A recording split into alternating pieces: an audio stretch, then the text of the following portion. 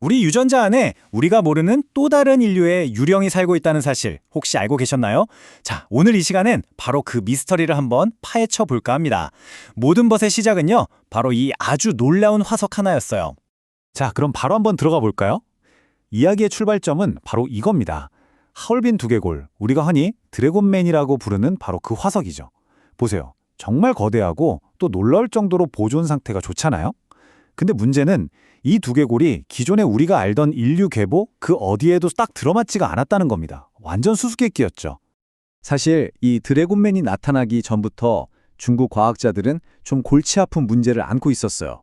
뭐냐면 정체를 알 수 없는 화석들이 계속 발견됐거든요. 이게 딱 봐도 고대 인류인 호모 에렉투스는 아닌데 그렇다고 지금 우리 호모사피엔스라고 하기에도 애매한 그런 존재들이었던 거죠.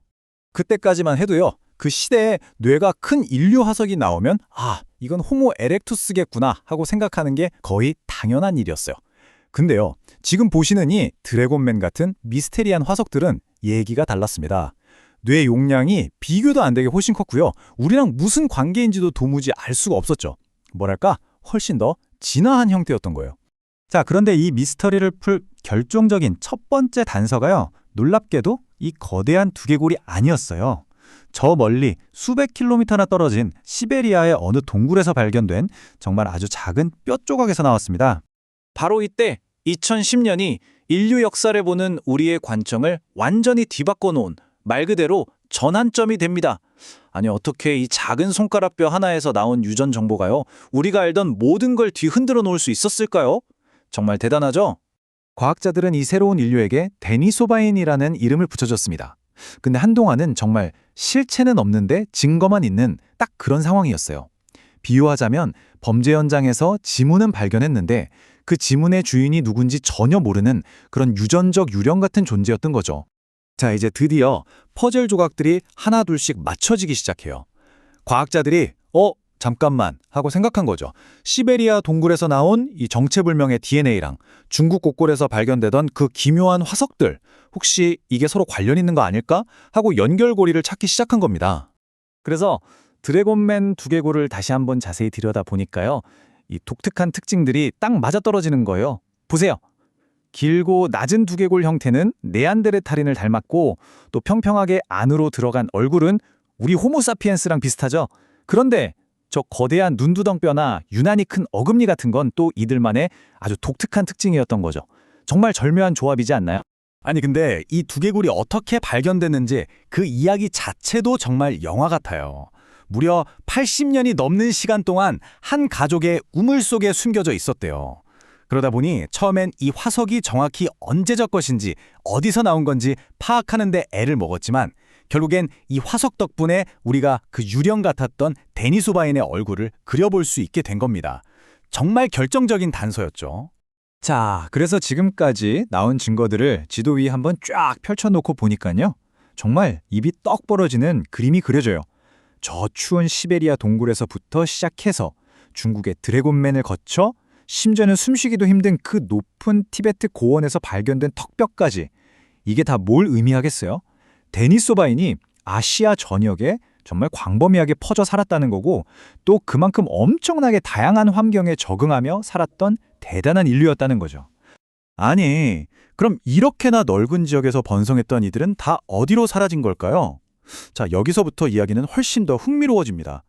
이건 이제 남의 얘기가 아니라 바로 우리 자신의 얘기가 되거든요. 왜냐하면 데니소바인은 그냥 역사 속으로 사라진 게 아니었기 때문입니다. 그리고 바로 이 지점에서 이 모든 이야기의 가장 큰 반전이 펼쳐집니다. 그들은 사라진 게 아니었어요. 바로 우리 안에 살아 있습니다. 네, 맞아요. 우리의 DNA 속에 말이죠. 오래전 우리 조상들이 네안데르탈인뿐만 아니라 바로 이 미스테리한 데니소바인과도 만났고 그들의 유산을 우리가 물려받게 된 겁니다. 보통 아프리카 바깥에 조상을 둔 사람들은요, DNA를 분석해보면 약 2% 정도가 네안데르탈인에게서 온 거라고 해요. 이건 꽤 알려진 사실이죠. 그런데 진짜 놀라운 건 이겁니다. 동남아시아나 오세아니아 지역의 어떤 사람들은요, 그 2%에 더해서 무려 5%에 달하는 데니소바인 DNA를 추가로 가지고 있다는 사실이에요. 엄청난 양이죠. 그러니까 이게 단순히 한번 딱 만나고 끝난 사건이 아니었다는 거죠.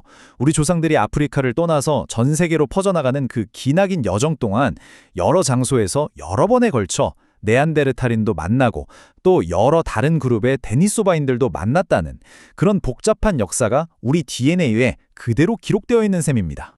이렇게 물려받은 고대의 유산은 말 그대로 양날의 검 같은 거였어요. 예를 들어 아프리카 바깥의 새로운 질병에 맞설 면역력을 빠르게 얻는 데는 큰 도움이 됐죠. 티베트 사람들이 그 높은 고지대에서 살 수 있는 능력도 바로 데니소바인에게서 물려받은 유전자 덕분이라고 하잖아요. 하지만 반대로 오늘날 우리가 겪는 일부 자가면역 질환 같은 것들이 바로 이 고대 DNA와 관련이 있기도 합니다. 자, 그럼 이 모든 걸 종합해보면 우리는 어떤 결론을 내릴 수 있을까요? 분명한 건 우리 인류의 과거가 우리가 생각했던 것보다 훨씬 더 다채롭고 복잡했다는 사실입니다. 그리고 동시에 아주 근본적인 질문들이 남게 되죠. 한번 상상해보세요. 지금으로부터 불과 10만 년 전이에요. 그때 이 지구에는 우리 호모사피엔스만 있었던 게 아닙니다. 네안데르탈인, 데니소바인, 그리고 저기 인도네시아 섬의 작은 호빗 인류였던 플로레스인, 심지어는 호모 에렉투스의 후예들까지. 이렇게나 다양한 인류가 함께 이 행성을 공유하며 살아가고 있었어요. 바로 이게 이 모든 이야기의 마지막이자 가장 거대한 질문으로 이어집니다. 10만 년 전만 해도 최소 5종류의 인류가 함께 살았는데 어째서 지금은 우리 호모사피엔스만 남게 된 걸까요? 우리가 더 뛰어나서 그들을 경쟁해서 이긴 걸까요? 아니면 급격한 기후변화에 그들이 적응하지 못했던 걸까요? 어쩌면 우리가 그들을 우리 속으로 흡수해버린 걸 수도 있고요. 그것도 아니라면 정말 그저 운이 좋았던 걸까요? 아직 그 누구도 확실한 답을 내놓지 못하고 있습니다.